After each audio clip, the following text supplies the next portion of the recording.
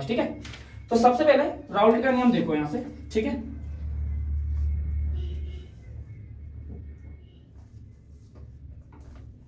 ऐसे लिखते हैं ना, राउल्ट का नियम, ठीक है।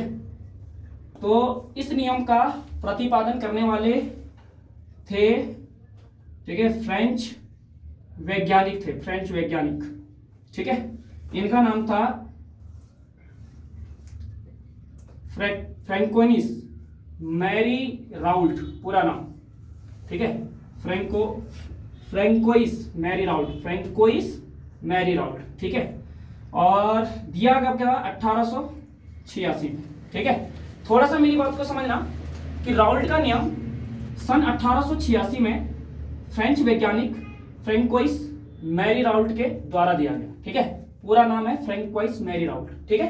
तो यहां पे लिखना कि इस नियम का प्रतिपादन, ठीक है, थोड़ा सा ना बढ़िया से बनाओगे नोट्स तो मजा आएगा। इस नियम का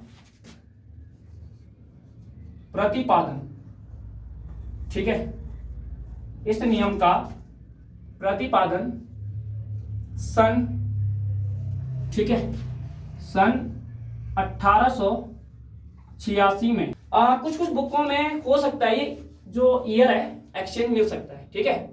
तो ये फिक्स नहीं है, मतलब ठीक है, मतलब यहाँ पे थोड़ा ये कहीं कहीं पे मतलब 1800 ही रहेगा, बट ये जो आगे का डिजिट है ये हो सकता है, क्योंकि मैंने बहुत सारी बुकों पे ये देखा है ना, तो किसी बुक पे कुछ रहता है, किसी बुक पे कुछ रहता है, ठीक है। तो हो सकता है कि ये तुम्हें एक्सचेंज मिले, ठीक है। तो यहाँ पे ध्यान रखना कि इस नियम का प्रतिपादन सन 1886 में फ्रेंच वैज्ञानिक,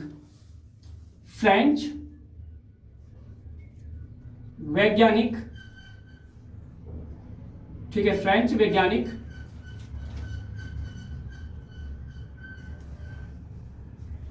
फ्रैंकोइस, ठीक है, मैरी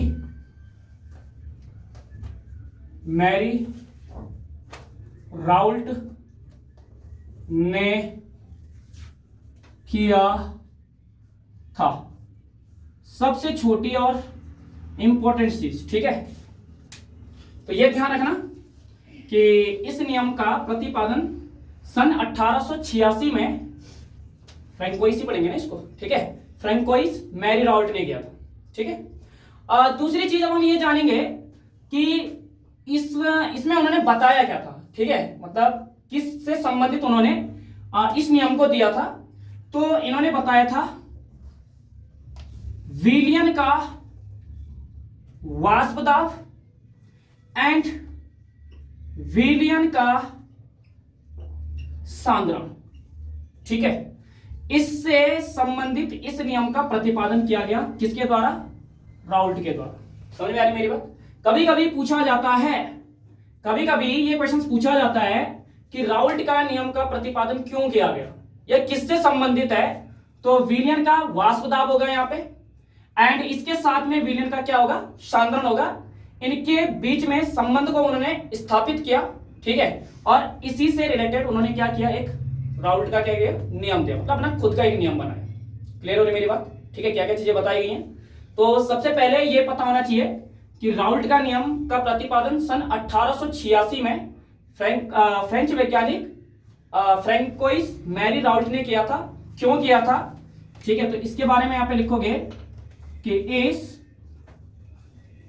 नियम के अनुसार, ठीक है, इस नियम के अनुसार विलियन का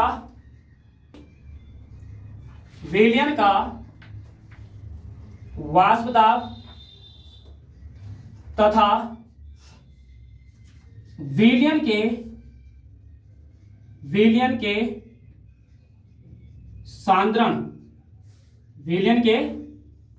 सांद्रण के बीच संबंध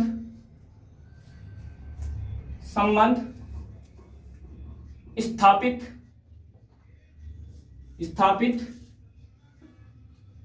किया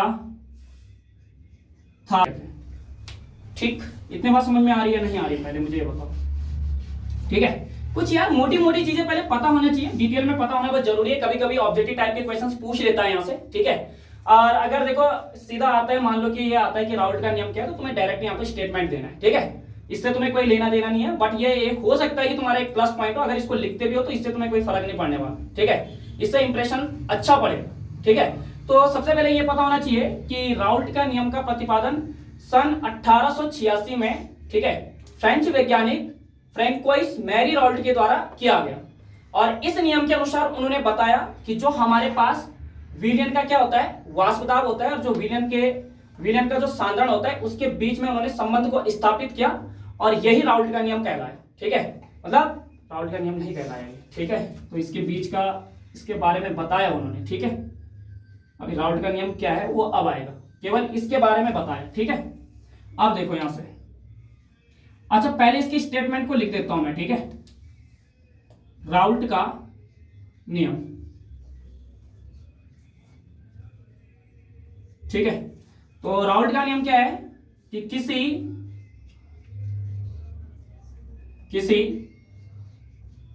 निश्चित ताप पर, किसी निश्चित ताप पर, किसी निश्चित ताप पर किसी अवाष्पशील, किसी अवाष्पशील विलय पदार्थ युक्त, ठीक है, कि किसी निश्चित ताप पर किसी अवाष्पशील विलय पदार्थ युक्त में विलयन का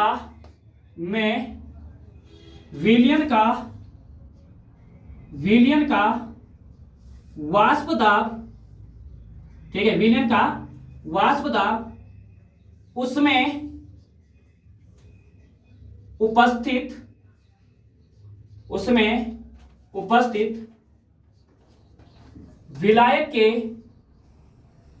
विलायक के मोल प्रभाज, विलायक के मोल प्रभाज के समानुपाती होता है, समानुपाती होता है। ठीक है, और यही राउल्ट का नियम है, यही राउल्ट का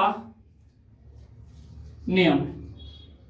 ठीक है, एक चीज और बता देता हूं, इस डेफिनेशन को लिखने के अलग अलग वो भी हो सकते हैं। ठीक है, मतलब इसको तुम अलग अलग तरीके से लिख सकते हो। ठीक है, हो सकता है कि जो तुम्हारे सर ने लिखा हो इसमें कुछ शब्दों में चेंजेस हो। ठीक है, तो इसका मतलब ये नहीं है कि या तो वो गलत है या ये गलत है। ठीक है, कोई सा भी याद करो चलेगा। बात समझ में आ रही है? ठीक है, मेन होता है इसको समझना।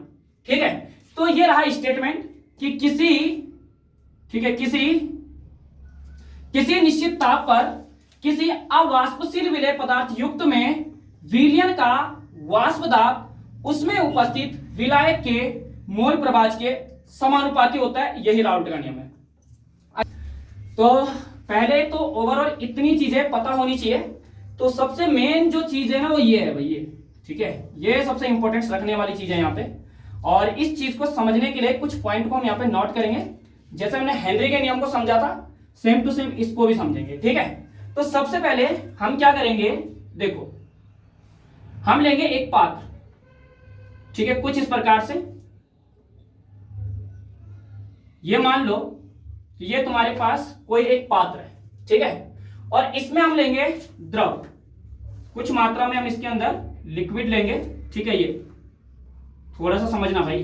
ठीक है, अगर ये चीज समझ में आ गई तो राउल्ट का नियम समझ में आ जाएगा, और अगर ये चीज समझ में नहीं आई तो राउल्ट का नियम कभी समझ में नहीं आएगा। ठीक है, इस बात का ध्यान रखना। इसके लिए इस चीज को समझना बहुत जरूरी है, क्योंकि जब तक डायग्राम को क्लियर नहीं करोगे तब तक उसके नियम को समझना बहुत टफ है। ठीक है, हालांकि थोड़ा बहुत प्रॉब्लम्स तो होंगी। ठीक है, बिकॉज तुम फर्स्ट टाइम पढ़ रहे हो तो प्रॉब्लम्स तो क्रिएट होती है। ठीक है, ये तो मैंने क्या बोला कि मान लो ये हमारे पास कोई एक पात्र है, और इस पात्र में मैंने क्या ले रखा है, द्रव ले रखा है। ठीक है, अब इसने सबसे पहली लाइन तो यही बोली कि इसको किसी निश्चित ताप पर हम क्या करेंगे, गर्म करेंगे। सीधी सी बात है, ठीक है। मान लो इसको मैं कोई एक निश्चित ताप पर क्या कर रहा हूं, यहाँ पे गर्म कर रहा हूं, ये देखो, ठीक है, ठीक है। अब जैसे मैं इसको गर्म करूंगा तो जो ये द्रव है ना, ये क्या होने लगेगा, यहां से वाष्पित होने लगेगा, ठीक है। अच्छा, वाष्पित का मतलब क्या होता है, ठीक है। वाष्पित का मतलब ये है कि ये भाप बन के उठ जाएगा, सीधी सीधी, यानी कि जो ये द्रव है ये धीरे धीरे करके क्या हो जाएगा, कम हो जाएगा। एक टाइम ऐसा आएगा कि पूरा पात्र क्या रहेगा, खाली। बात समझ में आ रही? तो देखो इसने क्या बोला कि मान लो कि हमारे पास कोई एक पात्र है, इस पात्र के अंदर हमने ले रखा है द्रव, और इसको हम एक निश्चित टेम्परेचर पे क्या कर रहे हैं, हीट कर रहे हैं। तो यहां से जो ये द्रव है, ठीक है, ये धीरे धीरे क्या होने लगेगा, यहां से वाष्पित होने लगेगा। और जैसे ये धीरे धीरे वाष्पित होगा, मान लो कि इस पॉइंट पे ये वाष्प बनेगा, और वाष्प बन के ये यहां पे मान लो एकत्रित होगा इधर, ठीक है। समझा ना मेरी बात को यहां पे, ठीक है, ठीक है, ऐसे देखो, ठीक है। मैंने क्या बोला यहां पे कि ये हमारे पास पात्र है एंड इसके अंदर हमने ले रखा है द्रव, इसको कर रहे हैं हम गर्म। तो जैसे मैं इसको गर्म करूंगा तो जो ये द्रव है ये धीरे धीरे करके वाष्पित होने लगेगा। जैसे ये वाष्पित होगा तो ये वाष्प के रूप में ब्रह्मांड में एकत्रित हो जाता है। मान लो हम यहाँ पे मान लें तो यहाँ पे हमारे पास ये वाष्प जो है ये क्या है, यहाँ पे एकत्रित हो रहा है। क्लियर हो रही मेरी बात यहाँ तक? ठीक। अब यहां से होगा क्या कि इस वाष्प के द्वारा, ठीक है, ये जो हमारे पास वाष्प यहाँ पे बनी है, ये जो वाष्प यहाँ पे एकत्रित हुई है, इसके द्वारा इस विलयन पर, ये देखो, इस विलयन पर एक दाब लगेगा नीचे की ओर। समझ में आ रही मेरी बात? ठीक है, यानी कि यहां पे इस वाष्प के द्वारा इस विलयन पर एक क्या लगेगा, दाब लगेगा, ठीक है, जिसको हम बोलेंगे यहां पे विलयन का वाष्प दाब, विलयन का वाष्प दाब, ठीक है। सिंपल, पहले यहां तक समझो। अभी तो नियम आया नहीं, अभी तो कुछ आया नहीं, केवल अभी तो ऐसी बता रहा हूं मैं तुम्हें, ठीक है। यही चीज हम एक्सपेरिमेंट में भी करके देख सकते हैं। नॉर्मल पानी लेना है, ठीक है, और उसको किसी गैस में क्या करना है, रख दो उसको, और जैसे तुम देखोगे तो ये धीरे धीरे हमारे पास जो ये लिक्विड है ये वाष्पित होने लगेगा, ठीक है। और फिर ये क्या करेगा, जो ये वाष्पित यहाँ पे जो होगा, जो ये वाष्प यहाँ पे जो बनी है, जो ये एकत्रित हुई है, इसके द्वारा इस विलयन पर क्या लगेगा, एक दाब लगेगा, जिसको हम क्या बोलेंगे, विलयन का। कितने लोगों को मेरी बात यहां तक क्लियर हो रही कि मैं कहना क्या चाह रहा हूं? ठीक है, देखो एक बार फिर से बता रहा हूं क्या चीजें बताई। थोड़ा सा सोचो, मैंने क्या बोला, जैसे हमारे पास ये पात्र है, ठीक है, इस पात्र में ये हमारे पास क्या है, द्रव है, ठीक है। अब मैं जब इसको गर्म करूंगा तो धीरे धीरे ये द्रव जो है ये वाष्पित होना स्टार्ट होगा, ठीक है। अब जब ये वाष्पित होगा तो ये वाष्प के रूप में यहां पर क्या होगा, एकत्रित होगा, ठीक है। और जब ये वाष्प के रूप में एकत्रित होगा तो इस वाष्प के द्वारा इस विलयन पे क्या लगेगा, दाब लगेगा। बात समझ में आ रही है ना? और यही दाब हमारे पास क्या कहलाता है, विलयन का वाष्प दाब कहलाता है, विलयन का वाष्प दाब कहते हैं। सिंपल। अक्षर समझ में आई बात? बोलना क्या बोला मैंने? किसी भी को गर्म एक स्थिर ताप पर गर्म करेंगे, हाँ, तो वाष्पित होगा, हाँ, जो वाष्पित होगा, मतलब ऊपर इकट्ठा होगा, हाँ, तो वाष्प जो इकट्ठी होगी, हाँ, वो ऊपर इकट्ठी होकर नीचे विलयन पर दाब लगाएगी। हाँ, वो नीचे विलयन पर दाब लगाएगी, उसी को हम क्या बोलेंगे, विलयन का वाष्प दाब बोलेंगे। यार इतनी बात करने के बाद सर आए यहाँ पे, राउल्ट सर आए यहाँ पे, ठीक है, समझ लो, ऐसा समझ लो कि राउल्ट सर आए यहाँ पे, ठीक है। अब इन्होंने क्या बोला, इन्होंने बोला कि इस विलयन के अंदर हम क्या करते हैं, कुछ ऐसा डालते हैं, ठीक है, ये मान लो, ठीक है, कि इन्होंने बोला कि इसमें हम एक ऐसा विलय पदार्थ डालेंगे, समझो मेरी बात को, यहीं से इसका नियम स्टार्ट हो जाएगा। एक ऐसा विलय पदार्थ डालेंगे जो कैसा होगा, अवाष्पशील होगा, ठीक है। अवाष्पशील का मतलब क्या होता है, भाई जो वाष्पित ही नहीं होता वो अवाष्पशील है। समझो मेरी बात को यार, समझो, बड़ा इंटरेस्टिंग टॉपिक है, मजा आएगा पढ़ने में, देखो, ठीक है। तो मैंने क्या बोला, पहले ओवरऑल जितना मैं बताया है उस चीज को एक बार फिर से एक्सप्लेन करते हैं, ठीक है। ये हमारे पास पात्र है, इसमें हमने ले रखा है लिक्विड, इसको कर रहे हैं हीट, और ये जो द्रव है, ये जो ये विलयन है, ये क्या हो रहा है, यहाँ पे वाष्प बन रहा है, और वाष्पित हो रहा है, वाष्पित बनकर यहाँ पे ये वाष्प के रूप में एकत्रित हो रहा है। तो इस वाष्प के द्वारा इस विलयन पे लग रहा है दाब, जिसको हम कहते हैं विलयन का वाष्प दाब। इधर से आती है राउल्ट की स्टोरी, ठीक है। ये सर आए, इन्होंने देखा कि इसमें हम एक ऐसा विलय पदार्थ मिलाएंगे जो कैसा होगा, अवाष्पशील होगा। अब अवाष्पशील विलय पदार्थ होता कौन सा है हमारे पास, ठीक है। जैसे चलो दो एग्जांपल दे देते हैं। जैसे हमारे पास होता है चीनी, ठीक है, चीनी अवाष्पशील है। जैसे हमारे पास होता है NaCl, नमक, नमक भी क्या है, अवाष्पशील है, ठीक है। इन्होंने ट्राई किया, डाला, इन्होंने इसके अंदर डाला, किया, क्या रिएक्शन होती है, क्या चीजें देखने को मिलती हैं, ठीक है। तो ये इन्होंने क्या देखा, तो इन्होंने ये बताया कि जब हम इस विलयन के अंदर कैसा अवाष्पशील विलय पदार्थ डालते हैं, ठीक है, तो हम एक चीज यहां पे अच्छे से जानते हैं कि कोई भी जो विलयन होता है, देखो कोई भी जो विलयन होता है ये दो घटकों से मिलकर बनता है। एक होता है हमारे पास विलायक और एक होता है हमारे पास विलय। तो इन्होंने यहां से देखा कि भाई जब हम यहां पे क्या कर रहे हैं, इस अवाष्पशील विलय पदार्थ को इस विलयन पे मिला रहे हैं ना, तो इस विलयन का जो वाष्प दाब है ना, वो इस विलय पे निर्भर नहीं करेगा, वो किस पे निर्भर करेगा, विलायक पे निर्भर करेगा। समानुपाती का मतलब यही होता है, समानुपाती का मतलब होता है कि इस पे डिपेंड कर रहा है। अब इस पे क्यों डिपेंड नहीं कर रहा है और इस पे क्यों डिपेंड कर रहा है? अच्छा, कितने लोगों को मेरी बात समझ में आ रही है यहाँ पे? ठीक है, एक बार फिर से बता रहा हूं। देखो, मैंने बोला कि जैसे इन्होंने क्या किया, इस अवाष्पशील विलय पदार्थ को इसमें मिलाया, ठीक है। अब जैसे ही इन्होंने अवाष्पशील विलय पदार्थ को इसके अंदर मिलाया, तो इन्होंने देखा कि जो ये विलयन का वाष्प दाब है, ठीक है, ये किस पे निर्भर कर रहा है, विलायक पे निर्भर कर रहा है, विलय पे नहीं, ठीक है। क्यों?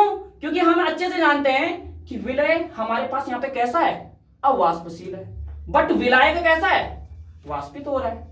इसलिए इन्होंने देखा कि जो ये हमारे पास विलयन का वाष्प दाब है ना, ये केवल और केवल किस पे निर्भर करेगा, विलायक पे निर्भर करेगा, विलय पे निर्भर नहीं करेगा। बस यही स्टेटमेंट है, खत्म। समझो, यही चीज लिखी है सामने, देखो यही चीज लिखी है कि किसी निश्चित ताप पर किसी अवाष्पशील विलय पदार्थ युक्त में विलयन का जो वाष्प दाब होगा उसमें उपस्थित विलायक के मोल प्रवाह के क्या होगा, समानुपाती होगा।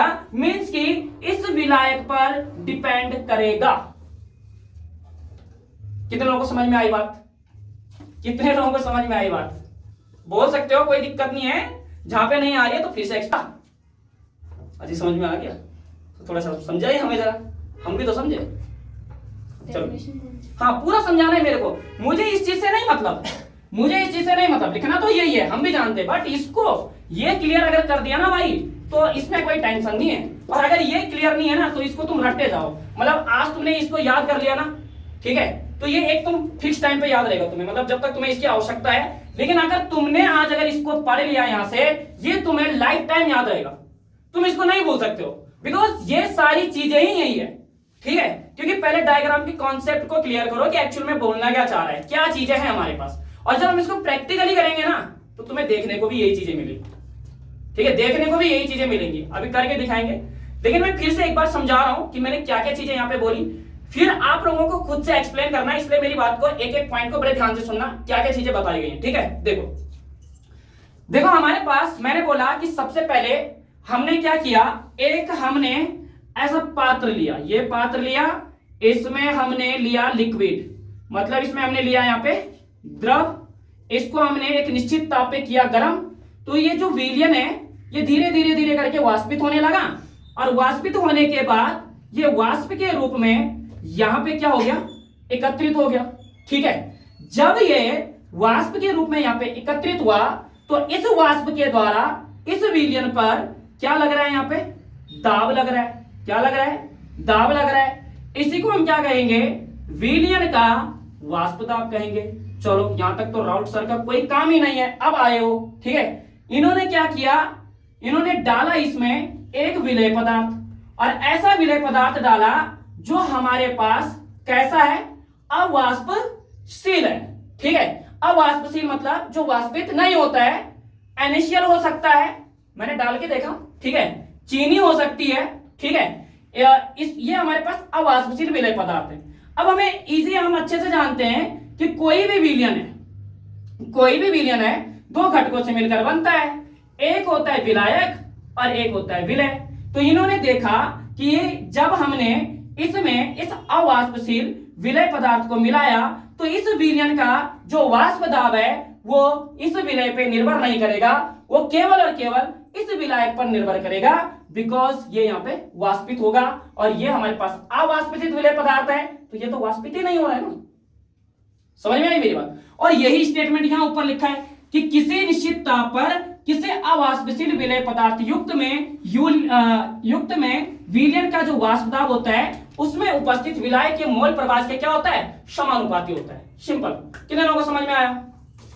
कितने लोग इसको एक्सप्लेन कर सकते हैं? एक उसमें अंशु लाउडली शुरू से करना है।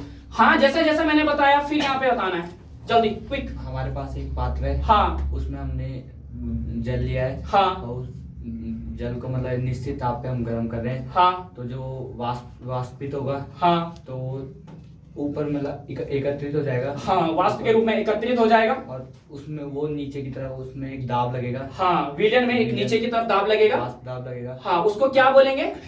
उसको क्या बोलेंगे? विलयन का वाष्प दाब। हाँ, विलयन का वाष्प दाब बोलेंगे। आगे और फिर उसमें हम एक विलय पदार्थ डालेंगे जो अवाष्पशील होगा, जैसे कि फॉर एग्जांपल NaCl NaCl हो गया, चीनी चीनी हो गई, हाँ तो हम उसमें डालेंगे, हाँ तो वो मतलब वो वाष्पशील नहीं होगा, वो अवाष्पशील होगा। हाँ, तब विलयन का जो वाष्प दाब होगा किस पे निर्भर करेगा? विलायक पे निर्भर करेगा। हाँ, बस इतना ही बताना है। तो वो किस पे निर्भर करेगा? विलायक पे। समझने वाला समझ जाएगा कि विलय पे क्यों निर्भर नहीं कर रहा है। समझ में आ रही है ना मेरी बात? इतना ही तो है यार, क्या क्या बहुत बड़ी चीज है, बताओ मुझे, है कुछ?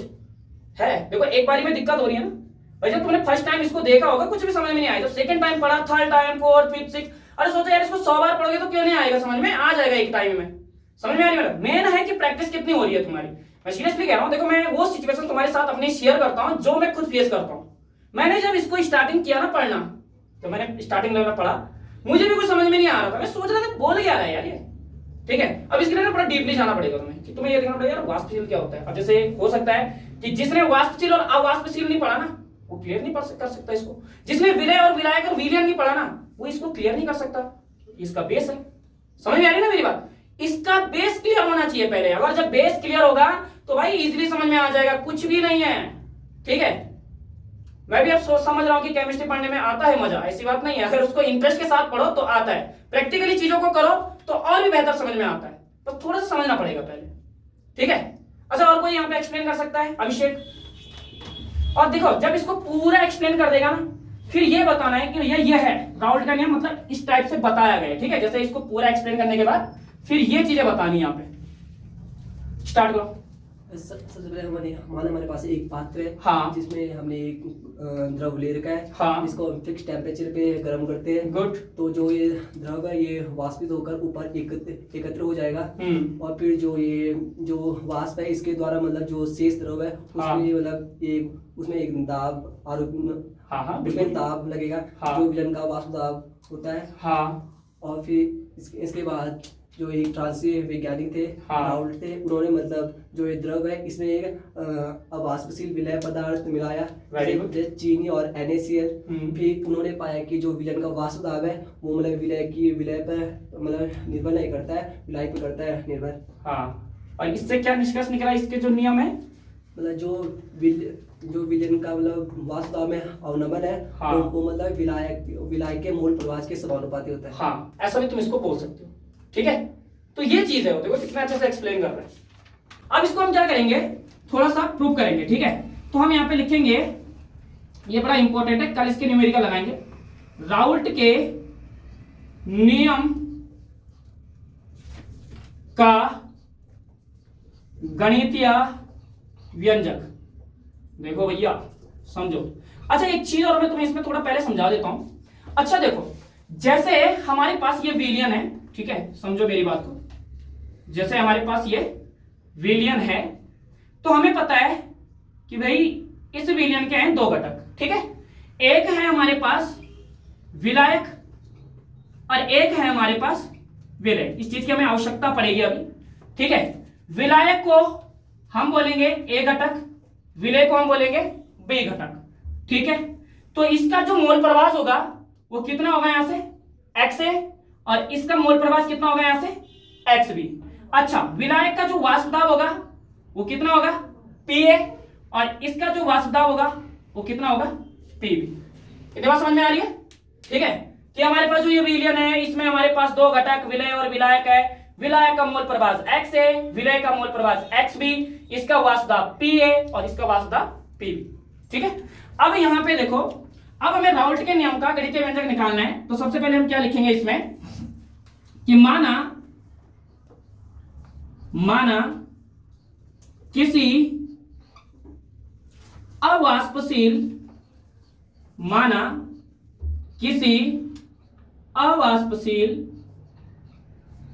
विलय पदार्थ युक्त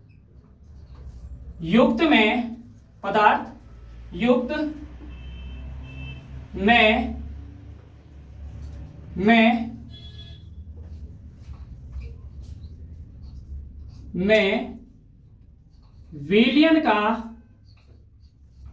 वाष्पदाब, समझो यहां पे, ठीक है, विलयन का वाष्पदाब मान लो हमारे पास क्या है, P है। ठीक है, माना है ना हमने कि इसका जब हम व्यंजक को प्रूव करेंगे तो माना किसी अवाष्पशील विलय पदार्थ युक्त में विलयन का जो वाष्पदाब है, इस विलयन का जो वाष्पदाब है वो क्या है, P है। ठीक है, तथा विलायक का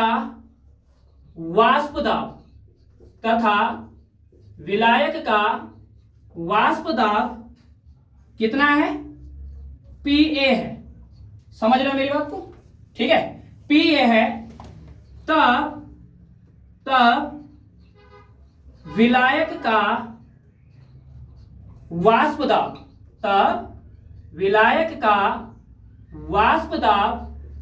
विलयन के वाष्पदाब के बराबर होगा। समझो भैया इस चीज को, ये बड़ी खतरनाक चीज आ गई यहाँ पे। ठीक है, समझाया होगा सबने तुम्हें, यहाँ पे समझाया नहीं समझाया, चलो मैं समझाता हूं। ठीक है, अच्छा इसने क्या बोला कि जो हमारे पास ये विलय पदार्थ है, अवाष्पशील जो विलय पदार्थ युक्त है, इसमें जो हमारे पास विलयन है, इस विलयन का वाष्पदाब, देखो विलयन का वाष्पदाब ये हमारे पास क्या है, P, हमने मान लिया। ठीक है, जो इसमें विलायक है, इस विलायक का जो वाष्पदाब है वो कितना है, Pa। तब ये क्या कह रहा है कि जो ये विलायक है ना, इस विलायक का जो वाष्पदाब है वो विलयन के वाष्पदाब के क्या होगा, बराबर होगा। बिल्कुल सही बात बोली उसने। क्यों होगा? क्योंकि हम अच्छे से जानते हैं यार, ये तो हमारे पास अवाष्पशील विलय, क्योंकि हम अच्छे से जानते हैं कि जो विलयन है ये हमारे पास विलय प्लस विलायक से मिलकर बनता है ना। तो यहां पे देखो ऐसा क्यों बोला इसने कि जो ये विलायक है ना, ये विलायक का जो ये वाष्पदाब है ना, ये विलयन के वाष्पदाब के बराबर है, क्योंकि हम अच्छे से जानते हैं कि भाई ये तो हमारे पास जो विलय पदार्थ है ये तो अवाष्पशील है। ठीक है, और इसके वाष्पदाब से तो हमें कोई फर्क ही नहीं पड़ने वाला। समझ में आ रही मेरी बात? तो केवल तुम्हें ये पता होना चाहिए कि इस कंडीशन में जो हमारे पास ये विलायक होगा, इस विलायक का जो वाष्पदाब होगा वो विलयन के वाष्पदाब के क्या होगा, बराबर होगा। क्लियर हो रही मेरी बात यहां तक? ठीक है, यही चीज ध्यान रखना, यहाँ पे यही चीज लिखी गई है कि माना किसी अवाष्पशील विलय पदार्थ युक्त में विलयन का वाष्पदाब P तथा विलायक का वाष्पदाब Pa है, तब विलायक का वाष्पदाब जो होगा वो विलयन के वाष्पदाब के बराबर होगा। मतलब आगे देखो अब। अच्छा, अब थोड़ा सा यहां से समझना। ठीक है, तब राउल्ट के नियमानुसार, अरे देखो यार राउल्ट का नियम लगाओ यहाँ पे, आप यही स्टेटमेंट लगाओ इधर देखो। तब इसने क्या बोला कि किसी निश्चित ताप पर किसी अवाष्पशील विलय पदार्थ युक्त में विलयन का वाष्पदाब, अब विलयन का वाष्पदाब क्या लिया है हमने यहाँ पे, P, तो क्या लिखोगे यहाँ पे, P। ठीक है, बराबर होगा किसके, विलायक के वाष्पदाब के, तो P बराबर Pa। ठीक है, मतलब समझो मेरी बात को, क्या कह रहा है कि ये कि विलयन का वाष्पदाब उसमें उपस्थित विलायक के मोल प्रभाज के समानुपाती। मतलब बोलने का मतलब ये है कि जो हमारे पास यहां पे विलयन का जो ये वाष्पदाब है ना, विलायक के वाष्पदाब के मोल प्रभाज के बराबर होगा। ठीक है, या उसके समानुपाती होगा। तो यहाँ पे लगेगा समानुपाती का साइन और इसके मोल प्रवाह के, तो यहाँ पे आएगा XA, क्योंकि इसका जो मोल प्रवाह है वो कितना लिया हमने यहाँ पे XA लिया। समझो मेरी बात को, मैं क्या कहना चाह रहा हूं एक बार फिर से देखो क्या बोला कि किसी निश्चित ताप पर किसी अवाष्पशील विलय पदार्थ युक्त में विलयन का वाष्प दाब, किसका वाष्प दाब? विलयन का वाष्प दाब, ठीक है। तो ये रहा विलयन का वाष्प दाब, हमने पी लिया यहाँ पे, ठीक है। ये बराबर होगा किसके? जो हमारे पास विलायक का जो वाष्प दाब होगा, ठीक है, उसके बराबर होगा, या ये बोल दो कि उसके विलायक के मोल प्रवाह के क्या होगा, ये समानुपाती होगा।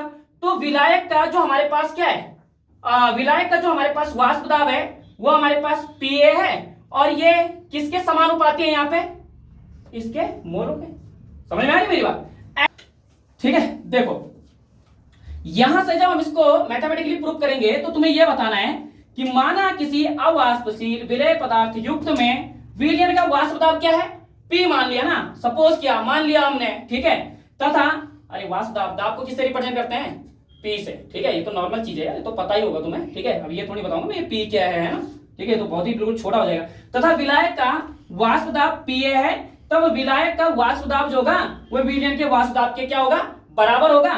तब राउल्ट के नियम के अनुसार, भाई राउल्ट ने क्या बोला? यही तो चीज बोली कि जो यहाँ पर हमारे पास विलयन का जो ये वाष्प दाब है, ठीक है, यहाँ पे इसमें उपस्थित, मतलब विलयन के वाष्प दाब में उपस्थित जो हमारे पास क्या होता है? विलायक का जो क्या होता है यहाँ पे, विलायक के मोल प्रवाह के मतलब समानुपाती होता है, ठीक है। तो यही चीज तो यहाँ पे बताना है कि हमारे पास ये P हमारे पास क्या है? यहाँ पे ये विलयन का वाष्प दाब है, ये P हमारे पास क्या है? विलयन का वाष्प दाब है, और ये PA हमारे पास क्या है? यहाँ पे विलायक का वाष्प दाब है, ठीक है। और यहाँ पर ये निर्भर कर रहा है विलायक के किस पे? मोल प्रवाह पे। तो इसका विलायक का मोल प्रवाह कितना है यार? यहाँ पे XA है यार, सिंपल, ये तो आएगा। कौन सा बड़ा काम है इसमें? समझ में आ रही मेरी बात? अच्छा, किन लोगों को समझ में आया? आकाश, ठीक है, थोड़ा दिमाग लगाओ, घर में जाके इसको ट्राई करो अभी, ठीक है। तो मैं अभी फिर से बता देंगे, नहीं आएगा तो कोई बात नहीं, ठीक है। अच्छा, यहां तक समझ में आया? अब यहां से देखो, अब हम क्या करेंगे? अच्छे से जानते हैं भैया, P इक्वल टू PA, कोई एक लिखो यहां से, मतलब हम क्या करेंगे? PA इक्वल किया यहां पे, ठीक है। यहां से समानुपाती के साइन को हटाओ तो यहां पे लगेगा एक नियतांक क्या? K, और यहां से आ जाएगा हमारे पास ये XA। समझ में आई मेरी बात? ठीक है। अरे ये P इक्वल टू PA है ना, ये तो बराबर है, इनमें से कोई एक लिखेंगे हम, तो PA equal to K XA। समझ में आई मेरी बात? ठीक है। तो इतना ये यहां पे पहले बनेगा, इसको दे दो इक्वेशन नंबर 1, ठीक है, समीकरण नंबर 1, ठीक है। जगह होगी, चलो अभी तो ये लंबा जाएगा यार काफी ना, ठीक है। इतना समझ में आ रहा है? तो मैं एक काम करता हूं, मैं ये डायग्राम हटा दे रहा हूं, ठीक है, फिर बना देंगे इसको बाद में, है ना, ठीक है, ताकि इसको थोड़ा सा जगह मिले ना करने के लिए। देखो थोड़ा समझो इसको, ठीक है। अभी हमें यहाँ पे क्या पता होना चाहिए?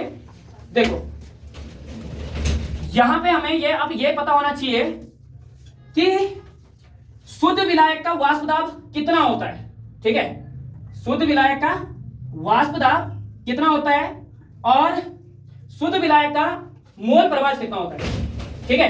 ये दोनों चीजें हमें यहां पे पता होनी चाहिए। एक मिनट होना है, ठीक है। चलो देखो अब आएगा यहां पे कि शुद्ध शुद्ध का मतलब समझते हो ना भाई, इनिशियल मिला के अशुद्ध कर दिया ना, शुद्ध का मतलब पहले की बात कर रहा है, ठीक है। शुद्ध विलायक का वाष्प दाब, समझो भैया, देखो शुद्ध विलायक का वाष्प दाब। अच्छा, शुद्ध विलायक के वाष्प दाब को किससे रिप्रेजेंट कर रहे हैं हम? PA से। मान लो ये हमारे पास था P0 A, इतना है, मतलब शुद्ध विलायक का जो वाष्प दाब है वो PA equal to P0 A है, ठीक है। फिर यहां पे आएगा शुद्ध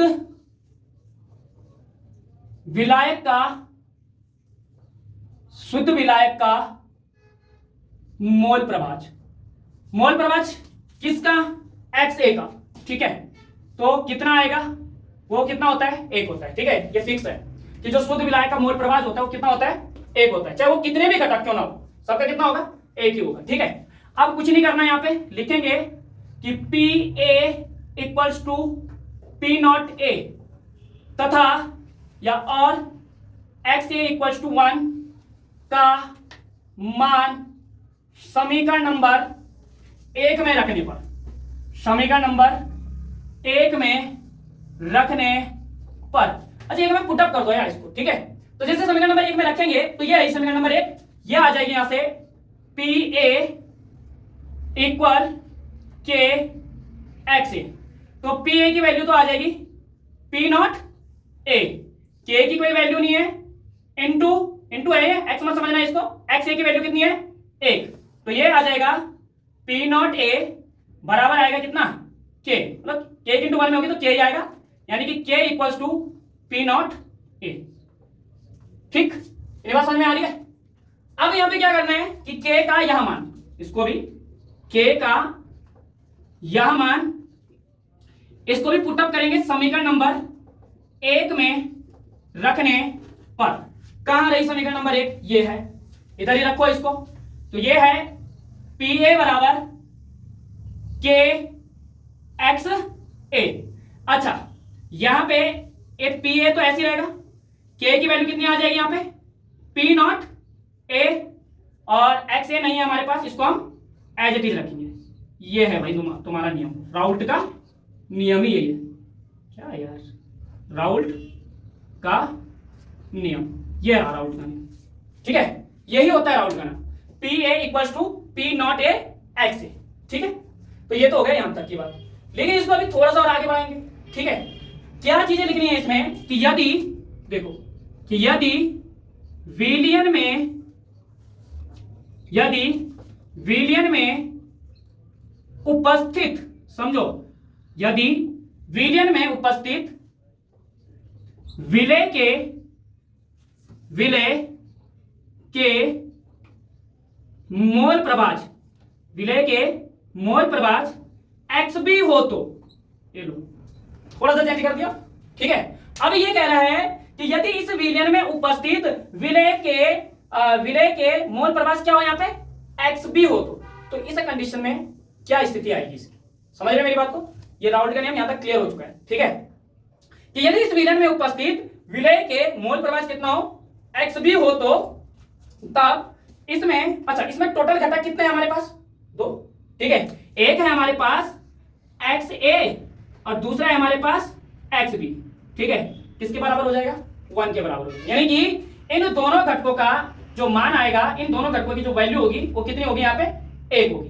अब हम यहां से क्या करेंगे कि इस एक्स ए का मान निकालेंगे, बात समझ में आ रही है। ठीक है, तो जब हम यहां से एक्स ए का मान निकालेंगे तो एक्स ए इक्वल्स टू 1, ये प्लस का है, इधर आएगा तो माइनस का एक्स बी, ये आ गया। ठीक है, अब यहां से क्या करना है कि इस एक्स ए का लिखोगे यहां पे एक्स ए का मान, ठीक है, समीकरण नंबर 2 में रखने पर, इस एक्स ए का मान समीकरण नंबर 2 में रखोगे और ये निकला राउल्ट का नियम समीकरण नंबर 2। ठीक है, तो इस नियम को लगाओ पहले यहां पे, तो ये आएगा पी ए बराबर पी नॉट ए, और ये कितना आ गया यहाँ पे एक्स ए। ठीक है, इसकी वैल्यू पुटअप करो यहाँ पे एक्स ए की, तो ये P A as it is रहेगा पी नॉट ए, और इस एक्स ए की वैल्यू कितनी आएगी यहाँ पे इंटू 1 माइनस एक्स बी, इतनी आ जाएगी। ठीक है, ये किसकी वैल्यू है यहाँ पे एक्स ए की वैल्यू है। ठीक है, अब इसके बाद देखो ये पी ए ये एज इट इज रहेगा। ठीक है, ये पी नॉट ए ये भी ऐसी रहेगा, माइनस को ले आओ बाहर, और इस पी नॉट ए के मल्टीप्लिकेशन पूरे इससे करा दो, तो ये बनेगा पी नॉट ए और एक्स बी। समझ में आई मेरी बात। ठीक है, इसकी मल्टीप्लिकेशन इसमें कराने पे इतना आया। ठीक है, अब इसके बाद यहां से क्या करोगे कि ये माइनस का P not A X B जो है P not A X B, इधर ये माइनस में है, इसका पक्षांतरण किया तो इधर आ गया किस चीज में प्लस में, बराबर इसके बाहर क्या बचा पी नॉट ए, क्या बचा यहां से केवल पी नॉट ए, और यहां से ये प्लस का पी है इसको यहां लेके जाएंगे तो बनेगा माइनस का पी ए। इतनी बात समझ में आ रही है। ठीक है, अब यहां से ये आ जाएगा X B is equal to P not A minus P A, और ये पी नॉट ए जो है ये जाएगा बटे में, तो ये आ गया पी नॉट ए, तो ये निकल गया यहाँ पे एक्स बी का मोल प्रवाह। और यही चीज है वो जो यहाँ पे लिखा है ना कि जो ये P A not minus P ए, यानी कि ये जो हमारे पास पी ए नॉट माइनस का पी बी है, ये वाष्प दाब में अवनमन है, बात को समझना। और जो हमारे पास ये पी ए नॉट माइनस का P A upon P not a है, ये वाष्प दाब का आपेक्षिक अवनमन है, ठीक है। यानी कि अगर मैं इसको बोलूं तो हमारे पास यहाँ पे जो इतना अगर इसको लिखोगे कि P not A minus P ए, ठीक है, ये हमारे पास आएगा वाष्प दाब में अवनमन। और जो ये टोटल वैल्यू जो हमारे पास इसकी निकली है, यानी कि P A not minus P A upon में पी नॉट ए, ये हमारे पास आएगा वाष्प दाब में आपेक्षिक अवनमन। और ये हो गया खत्म। ओहो, कर दिया इसको, ये लो ऐसा, ये है पूरा। आप बताओ समझ में आया?